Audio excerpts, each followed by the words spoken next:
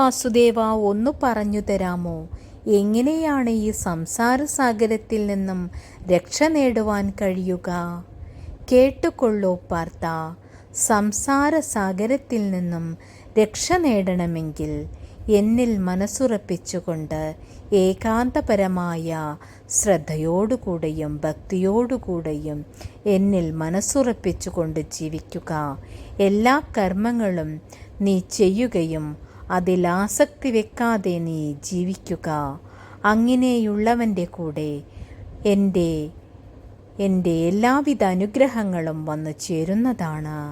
നീ എപ്പോഴും കർമ്മങ്ങളെല്ലാം ചെയ്യുന്നുണ്ടെങ്കിലും അതിൻ്റെ എല്ലാം ഭഗവാനിൽ സമർപ്പിച്ചുകൊണ്ട് ജീവിക്കുക. അങ്ങനെ നീ ജീവിക്കുമ്പോൾ നീ യഥാർത്ഥ ഭക്തനായി തീരുന്നതാണ്. അങ്ങനെയുള്ളവരുടെ കൂടെ ഞാൻ എപ്പോഴും ഉണ്ടായിരിക്കുന്നതാണ്.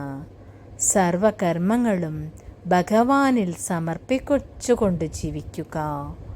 സർവർക്കും സർവമംഗളങ്ങളും ഉണ്ടാവട്ടെ. ഭഗവാന്റെ കാരുണ്യത്തിനായി നമ്മൾക്കെല്ലാവർക്കും പ്രാർത്ഥിക്കാം. ലോകാ സമസ്താ സുഖിനോ ഭവന്തു.